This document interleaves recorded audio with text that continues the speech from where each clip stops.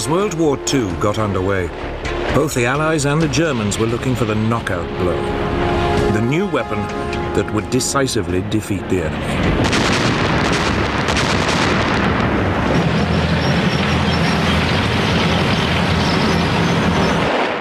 For Hitler's Germany, the problem was that Britain was an island. His tanks couldn't blitzkrieg across the Channel. The only way to defeat her was to strangle her seaborne supply routes. That meant warships, and above all, submarines.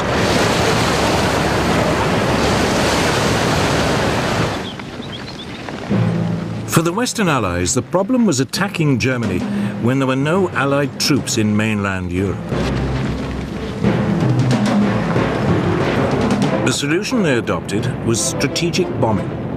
Aerial bombardment aimed at destroying Germany's infrastructure and pounding its people into submission.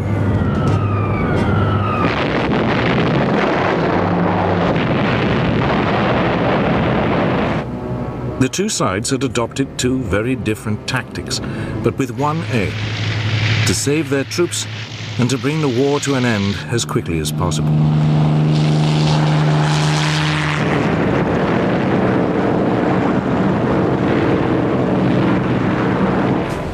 For the British military command, bombing remained the only way of striking directly at Hitler's Germany.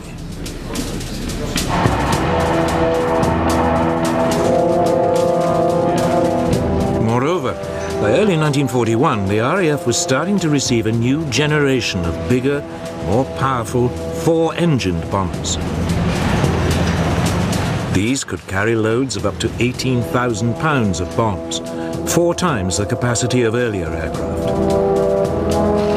The first of these was the Short Stirling.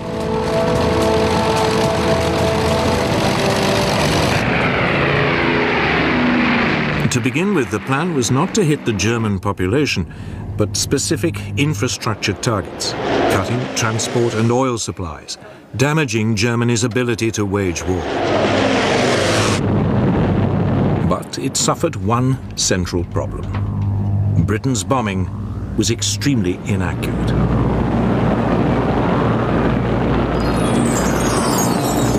In August 1941, a secret British report showed that over the crucial German Ruhr industrial area, only 10% of British bombers were getting their bombs within 5 miles of their target. At the same time, the German air defenses were taking a terrible toll on British planes.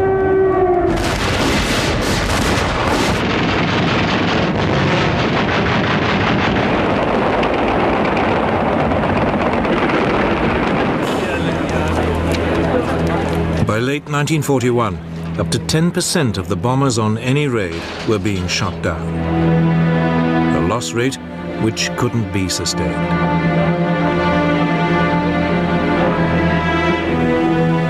The Royal Air Force High Command decided to change tactics. It gave up any pretense of trying to hit specific targets. Instead, Bomber Command was instructed to undertake what it called area bombing, a euphemism for what is known today as carpet bombing. The idea was to deliberately target an entire area of a city, regardless of the civilian population. In the chilling words of the British Air Ministry, it would destroy the morale of the civilian population and, in particular, of industrial workers.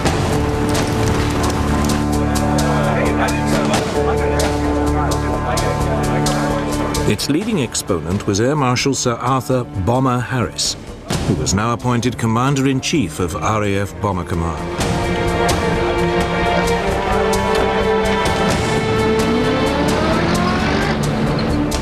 There are a lot of people who say that bombing can never win a war.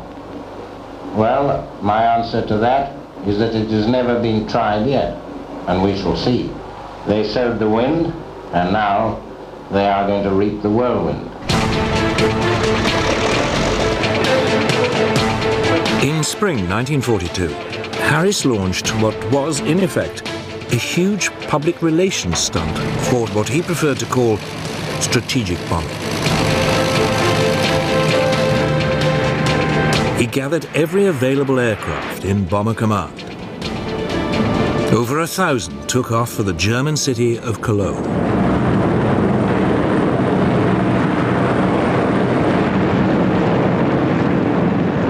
The city's defenses were overwhelmed. 600 acres were destroyed.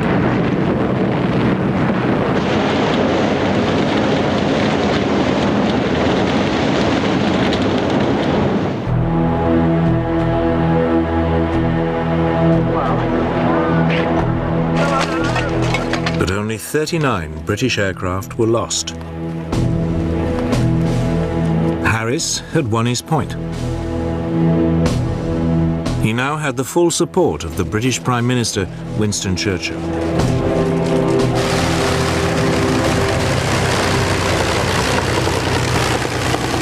He also now had an outstanding new weapon, the Avro Lancaster, the finest heavy night bomber of the war. And he had a new partner. By the summer of 1942, the United States had joined the air war in Europe. American planes began to appear in Britain. The majority were the Boeing B-17 Flying Fortress. It was heavily armed with 13 machine guns and could, in theory, fight its way through to a target in daylight without a fighter escort.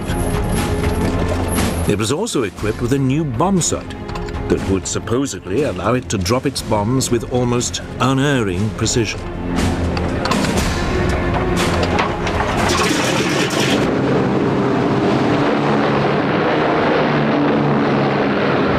These features encouraged the Americans to ignore the lessons of the early British campaign and return to targeted raids on Germany's infrastructure.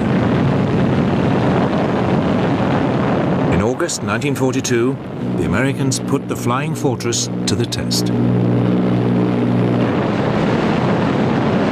12 of them attacked marshalling yards near Rouen in France.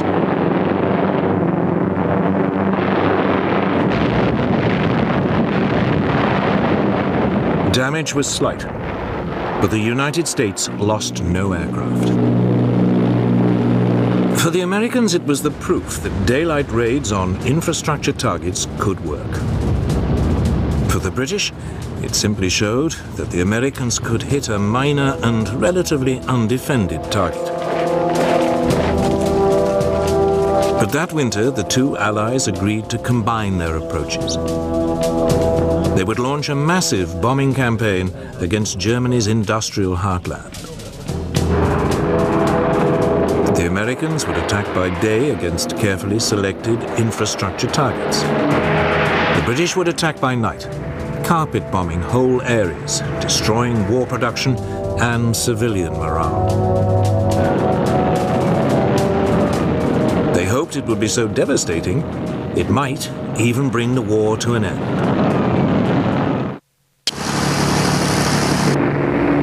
In March 1943, British planes took off for the German industrial city of Essen. High-speed Mosquito light bombers went in first, dropping flares to highlight the targets. Then a force of nearly 450 Lancaster bombers swept over the city, dropping their loads.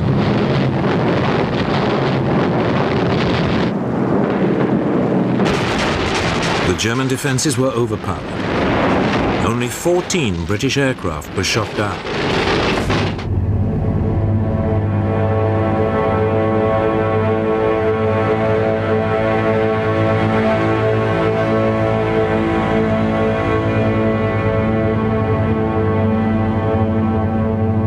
The Essen raid was followed by wave after wave of similar attacks on industrial towns in the Ruhr.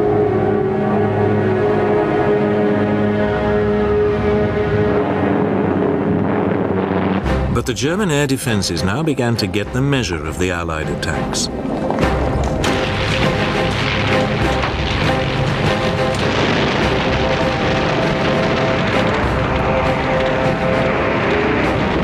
Britain Britain's losses climbed to 1 in 10. Harris was forced reluctantly to call a halt to the attacks.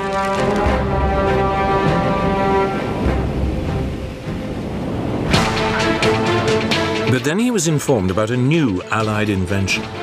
Codenamed Window, it consisted of clouds of aluminium foil strips dropped from an aircraft. As the foil fell, it jammed any radar system. It promised to cripple the German air defenses.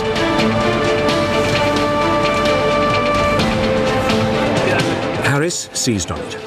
And 4 months after the Essen raid, in July 1943, he went back on the offensive. He called it Operation Gomorrah.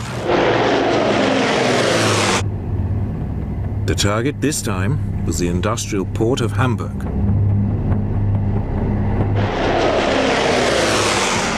Bombers equipped with Window jammed the German radar.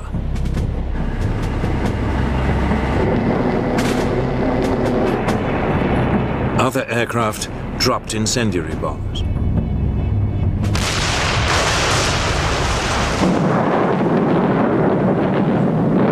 A giant firestorm engulfed the city center.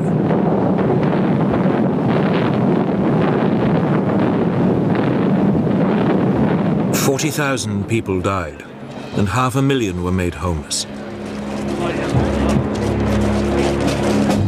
It was an enormous shock to the German people.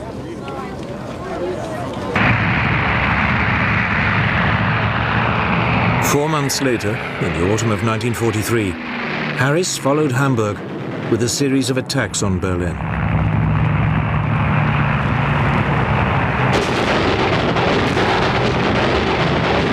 But by now, the Germans were learning to overcome the effect of Window, and by spring 1944, British losses were back at nearly 1 plane in 10. Worse, there was no sign German civilian morale was cracking. Harris's carpet bombing campaign was just not working. But neither was the American alternative of targeting infrastructure.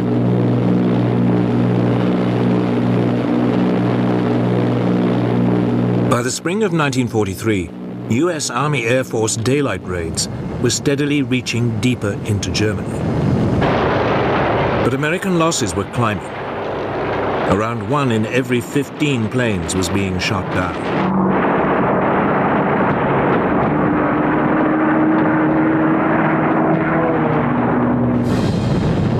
Yet undaunted, the American command now launched an attack on factories in the German towns of Regensburg and Schweinfurt.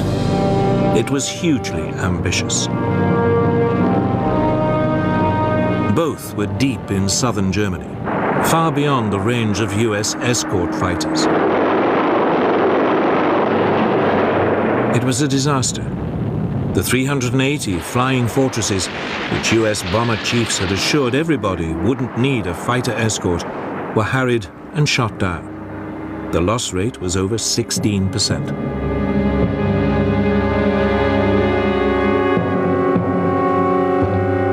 The US was forced to suspend its bombing campaign. The war in the air had reached stalemate, and there was still no sign of it helping to usher in a victory.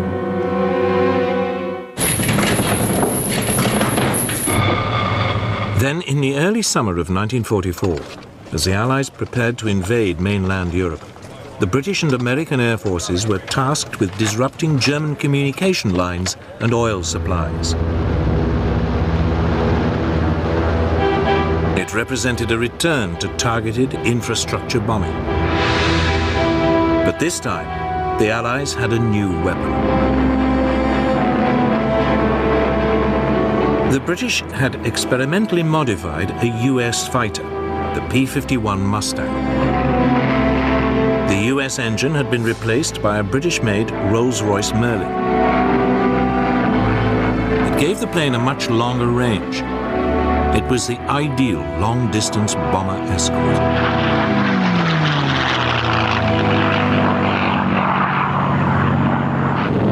Allied bombers hit bridges and roads leading to the German front in France with almost surgical precision. Oil supplies to the German military were drastically reduced.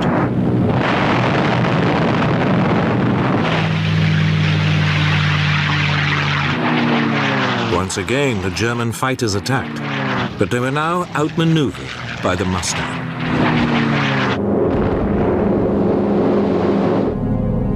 But one man was not impressed. Bomber Harris was still obsessed with the idea that ever more devastating carpet bombing attacks would stop Germany in her tracks once and for all. So it was that in late 1944, Britain returned to carpet bombing. German city after city was hit and devastated.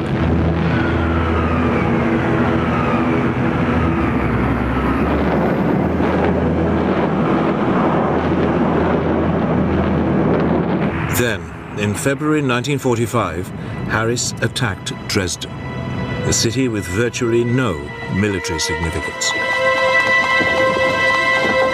The city's civilian population had been inflated by refugees fleeing bombing raids elsewhere. Yet Harris seems to have had no regard for civilian life.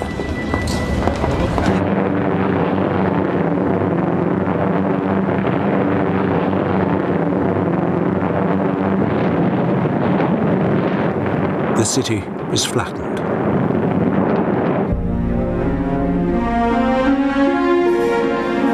It was a raid too far. Finally, questions began to be asked about the morality, let alone the efficacy, of carpet bombing. Whatever it had achieved, it had been done at an horrendous cost of civilian and military lives. Critically, it had failed to break German morale, yet 60% of RAF crews had died before they had completed 30 missions. For all the hopes put in it, carpet bombing had not come up with the knockout blow.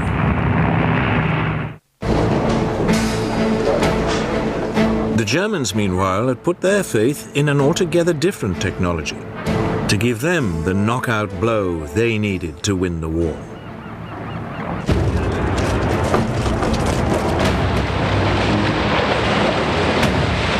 For Germany, Britain was a problem. It was an island, and for once Hitler's formidable land forces were useless. Britain also had a much more powerful navy. Yet Hitler calculated that if he used what he had strategically, he could fatally disrupt the sea convoys that were keeping Britain supplied with everything from oil to food.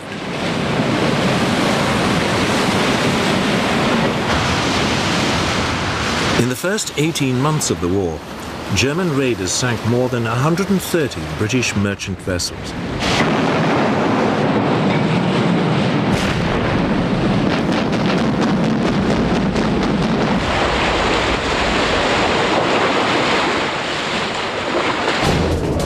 Some of the most effective raiders were the so-called pocket battleships, small but powerful warships designed in the 1930s to circumvent restrictions imposed on German rearmament after World War I. One, the Graf Spee, became particularly notorious.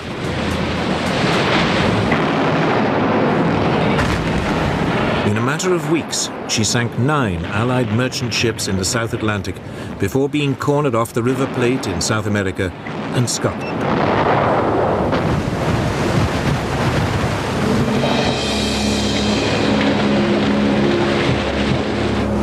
But the raids were taking a serious toll.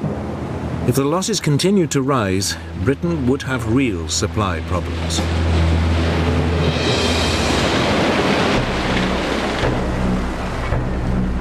Then, in early spring 1941, Germany's first and only 2 full-sized battleships completed their sea trials.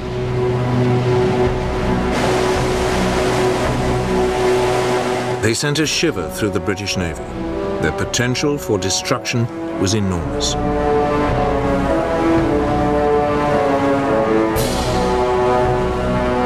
First into action was the Bismarck. In May, RAF reconnaissance aircraft spotted her in the Norwegian port of Bergen, trying to sneak out into the North Atlantic. The British Navy set off in pursuit. 2 days later, the Bismarck was sighted in the North Atlantic.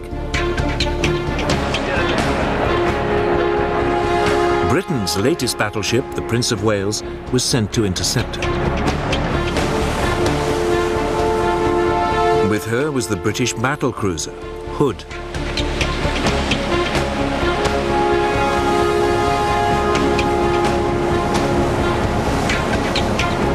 Early on May the 24th, 1941, the two forces met.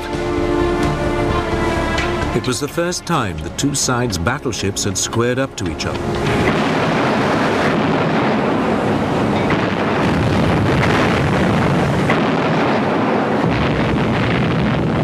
Almost immediately, a shell from the Bismarck plunged through the weak deck armor of the Hood. It penetrated one of the aft magazines. There was a huge explosion.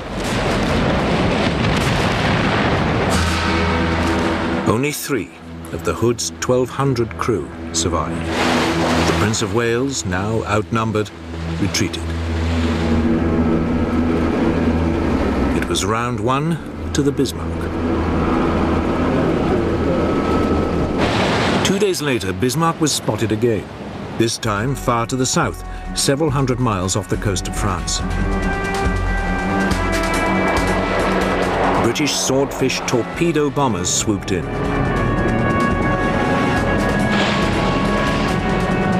One hit and jammed the Bismarck's rudder. The following morning, 2 British battleships, the Rodney and King George V, caught up with the crippled Bismarck.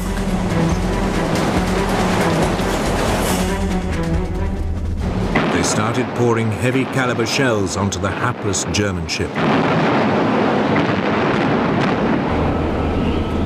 She was soon reduced to a blazing wreck.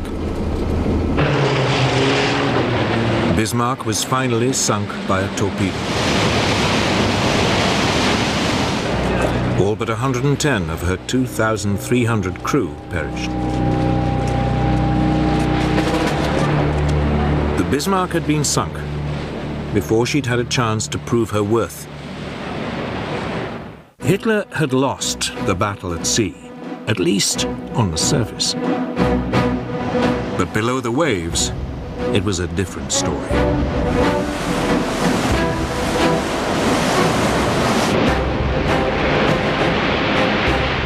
Germany's military planners had long expected that the country's U-boat fleet would play a key role in cutting Britain's supply lines.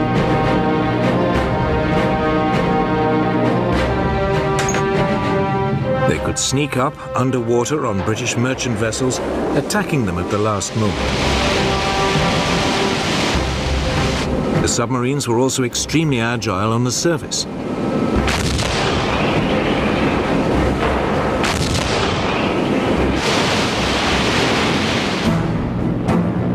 To combat the threat, Britain's merchant fleet was corralled into convoys for protection.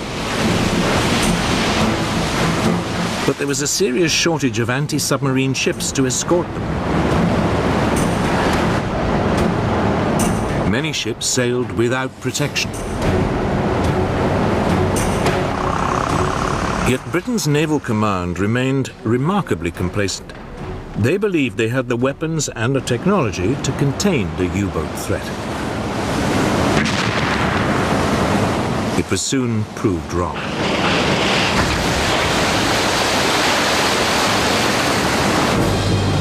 In the early months of the war, Britain's supply lines were harassed and disrupted.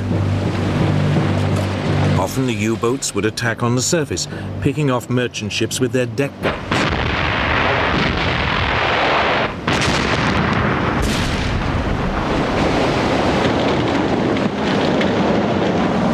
In response, the Royal Navy sent aircraft carriers equipped with submarine hunting aircraft to patrol the sea lanes used by the convoys. But they had only limited effect.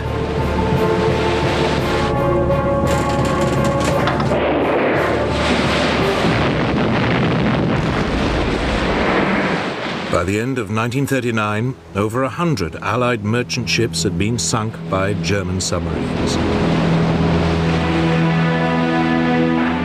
If losses continued at this rate, Britain would face disaster. Oil, food, and weapons would all begin to run short.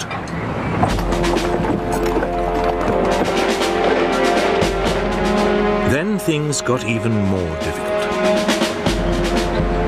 Germany overran France.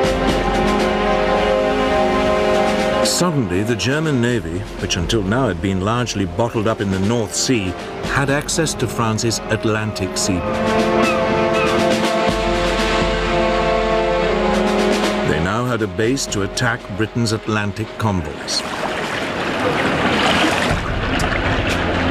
France's Atlantic ports filled with newly built German U-boats, particularly the Type 7C ocean-going vessel. Admiral Karl Dönitz, head of the German U-boat service, now organized his submarines into what he called wolf packs. A group would be lined up across a likely convoy route. As soon as one U-boat spotted a convoy, it called in the rest to attack.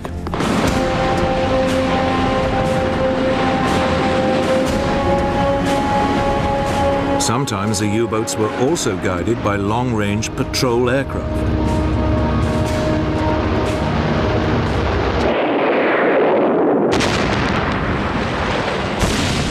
By the end of October 1940, up to 40% of Allied merchant shipping per convoy was being sunk. Britain's supplies were under threat.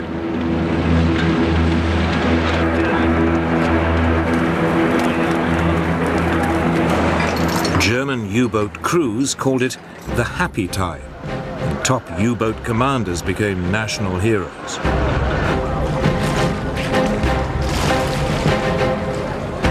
Britain was paying dearly for its lack of preparation.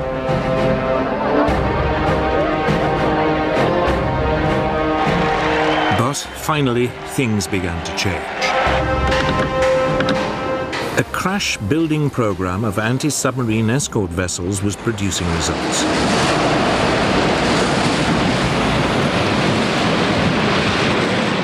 The first corvettes, as they were known, were coming off the slipways.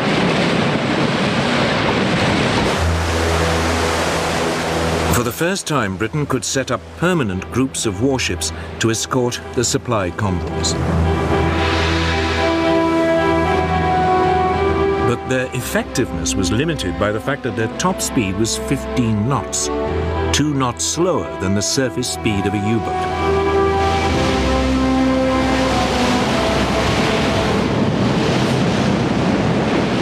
At the same time, the patrol aircraft of Britain's Coastal Command were equipped with depth charges.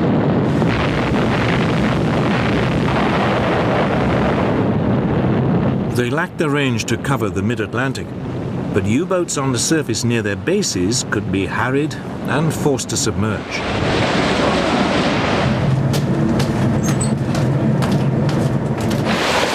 Then, as in the bombing campaigns, it was a series of technological breakthroughs that really came to Britain's help. In early 1940, a new type of radar, known as centimetric radar, was developed. It was smaller than existing systems, and for the first time could be fitted to escort ships and aircraft.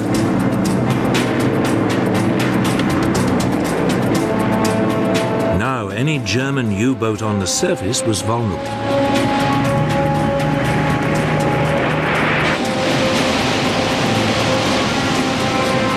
Some months later, there was a second technological breakthrough.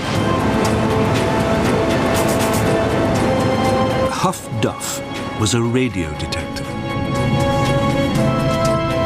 Anytime a German U-boat surfaced to communicate, Huff-Duff could pick up the radio signal and pinpoint its exact position.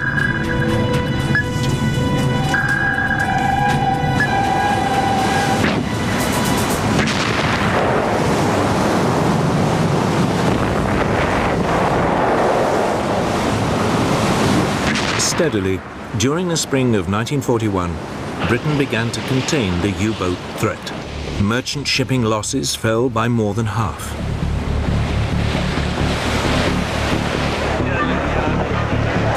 In early March, Gunther Prien, one of Germany's top U-boat commanders, failed to return from a patrol.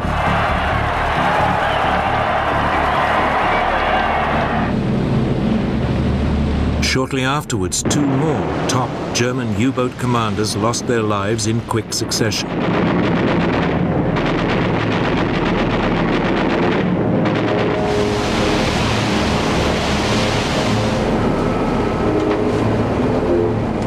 Then Germany suffered a major disaster that would reverberate through the rest of the war.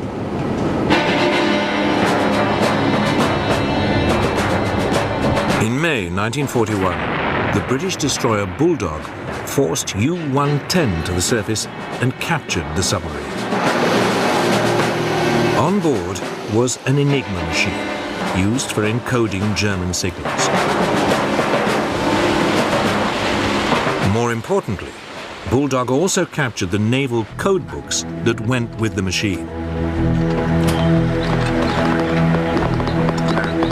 It would provide vital assistance to Britain's code breakers. Soon, unbeknown to the Germans, Britain was getting a real insight into German naval communications.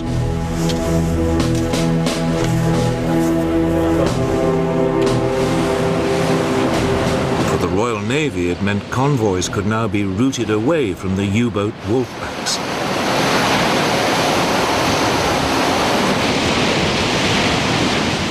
Germany's submarines had to work harder and search further to find and sink their prey. Yet, despite the Allied gains, by the winter of 1941, the German war machine was producing ever greater numbers of U-boats.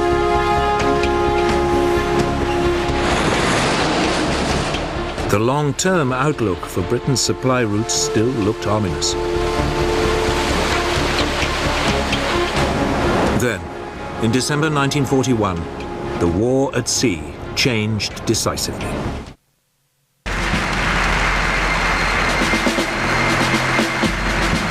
In December 1941, Hitler declared war on the United States. Almost immediately, Admiral Dönitz, head of the German U-boat service, sent submarines to attack US merchant shipping along the American seaboard.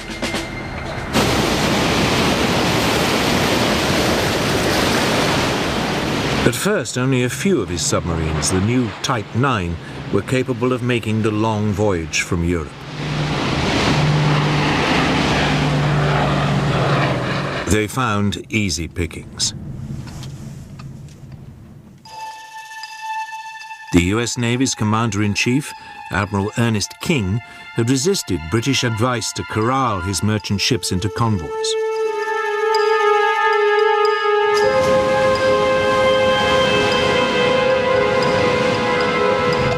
Over a 3-month period, more than 400 US merchant ships were sunk or destroyed.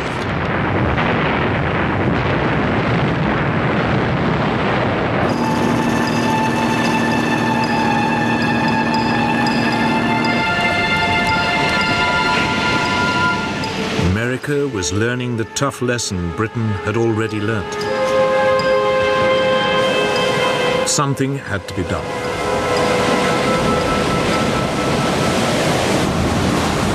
King now changed his mind, and by May 1942, the United States had introduced a limited system of convoys.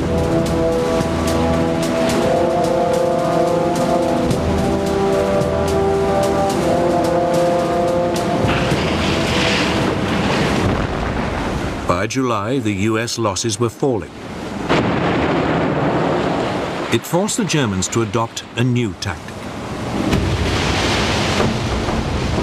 They would concentrate their U-boats in one particular part of the North Atlantic, the Black Gap, the area in mid-ocean too far from land for anti-submarine aircraft to reach.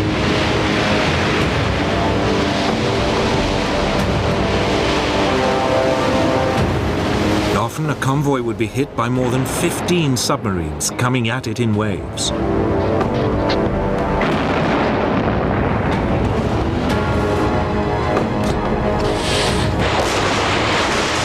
During October 1942, 56 Allied ships were sunk in the Black Gap.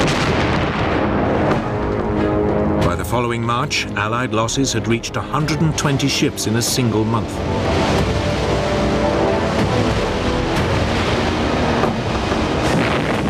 During the same month, the Germans lost only 12 U-boats. Hitler's tactic of disrupting Britain's supply lines so severely the country would collapse seemed a real possibility. It looked as though his U-boats might win him the war.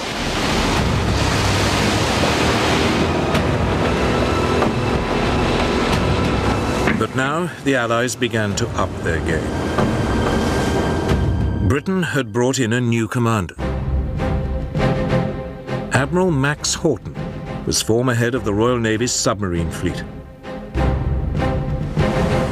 His first move was to set up permanent groups of destroyers and frigates that would provide additional support to convoys, rushing in as soon as an enemy wolf pack was spotted.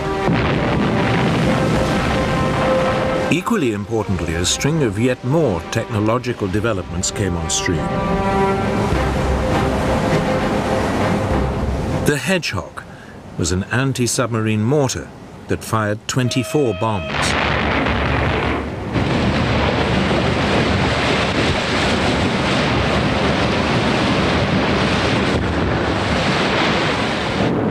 Allied aircraft were fitted with a new high-powered searchlight, the Lee light. As an aircraft swooped in, it could be turned on at the last moment, catching a submarine by surprise on the surface.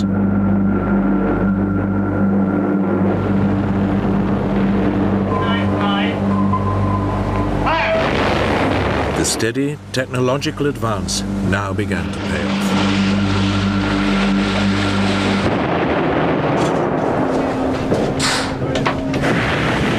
The German U-boat losses increased.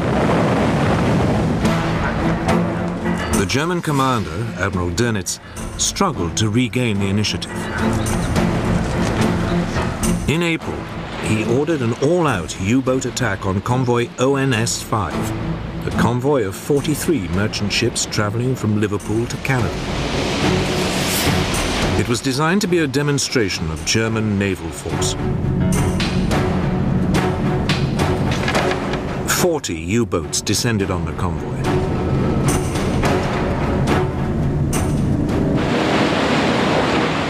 The British sent in extra support groups. Anti-submarine aircraft flew from Canada.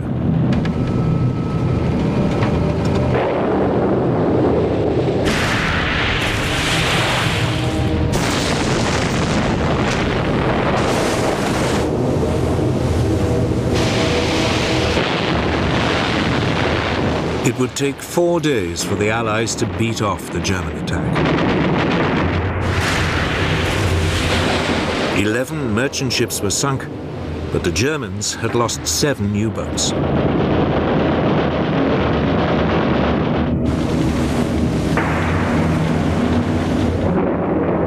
Two weeks later, Dönitz tried again, attacking a second convoy.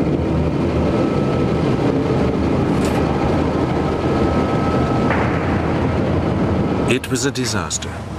5 U-boats were sunk without a single merchant ship being lost.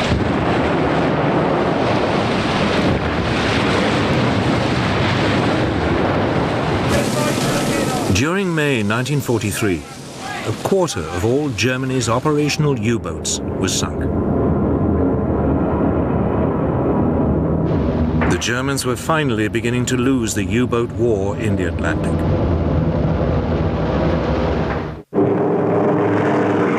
The Allies now took the battle to the Germans. A new long-range version of the US B-24 Liberator bomber was introduced. It could now reach the German U-boats in the Black Gap. Germany's submarine designers tried to respond with innovations of their own. U-boats were fitted with radar detectors and anti-aircraft guns. Some were also fitted with the Dutch-designed schnorkel, an air inlet that meant that submarines could spend longer underwater, hidden from Allied radar.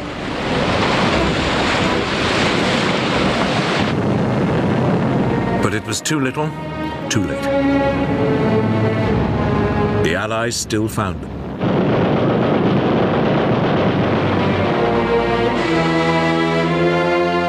Hitler's U-boats were now pinned down in port. It was too dangerous for them to roam the ocean freely. German attempts to find an answer became increasingly desperate. They now produced a revolutionary new submarine. It was known as the Type 21.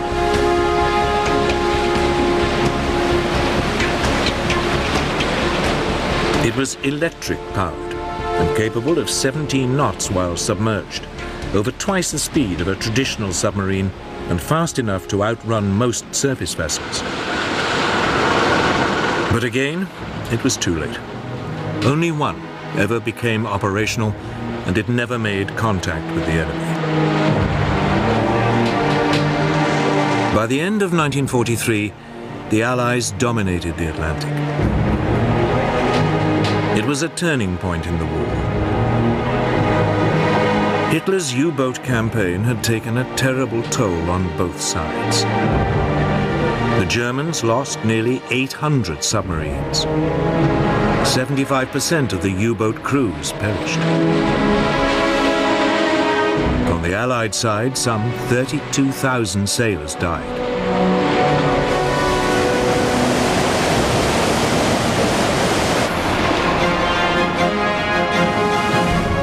But now, at last, with the U-boats out of the way, great waves of US troops and equipment could flood across the ocean in preparation for the invasion of Europe.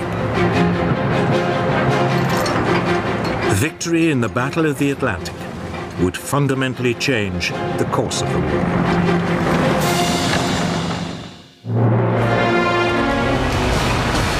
接下来，经过长时间的努力却徒劳无获时，紧绷的情绪瞬间爆发。一位船长用尽了所有的鱼饵，逼不得已必须向外求助。Everything I own is on the line here. 渔人的搏斗接着播出。